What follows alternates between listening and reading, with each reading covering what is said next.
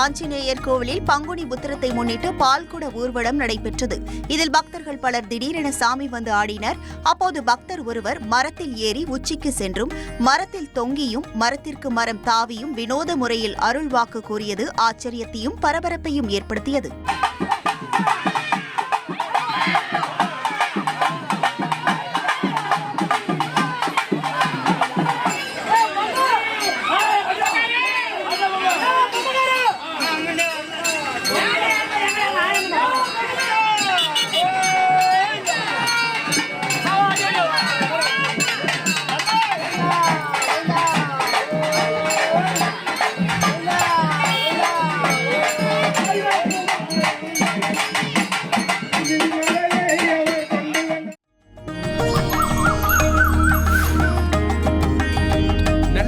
பாபநாசம் உலகாம்பிகை சமேத பாபநாசநாதர் கோவிலில் நடைபெற்ற தேரோட்டத்தில் திரளான பக்தர்கள் வடம் பிடித்து இழுத்து வழிபட்டனர்.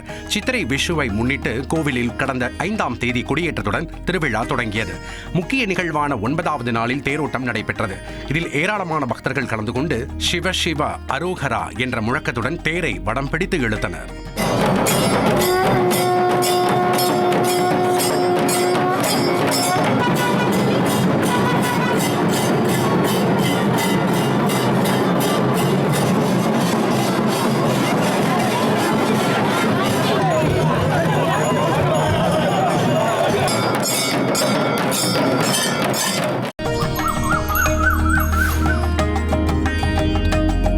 பங்குனி உத்திர திருவிழாவை முன்னிட்டு பழனி முருகன் கோயிலுக்கு பறவை காவடி எடுத்து வந்த பக்தர்கள் மேளதாளத்துடன் கிரிவலம் வந்து நேர்த்திக்கடன் செலுத்தினர். சேலம் மாவட்டத்தில் இருந்து வந்த முருக பக்தர்கள் உடல் முழுவதும் கத்தியை குத்திக் கொண்டு அந்தரத்தில் தொங்கியபடி பறவை காவடி எடுத்து வந்தும் 10 அடி நீளம் கொண்ட அலகை முதுகில் குத்திக் கொண்டும் கிரிவலமாக வந்தது காண்போரை பக்தி பரவசத்தில் மெய் சிலிர்க்க வைத்தது.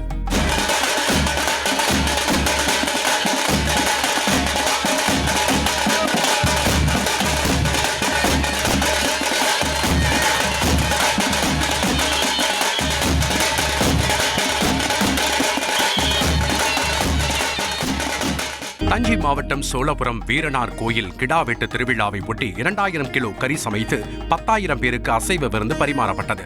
தடபுடலாக நடந்த கறி விருந்தில் 32 கிராமங்களைச் சேர்ந்த மக்கள் குடும்பமாக திரண்டு வந்து கலந்து கொண்டனர்.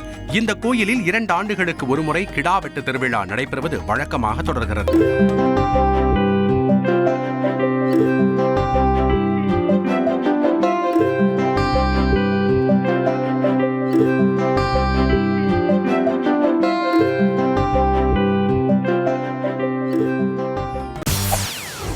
செய்திகளை உடனுக்குடன் தெரிந்து கொள்ள உடனே சப்ஸ்கிரைப் பண்ணுங்க.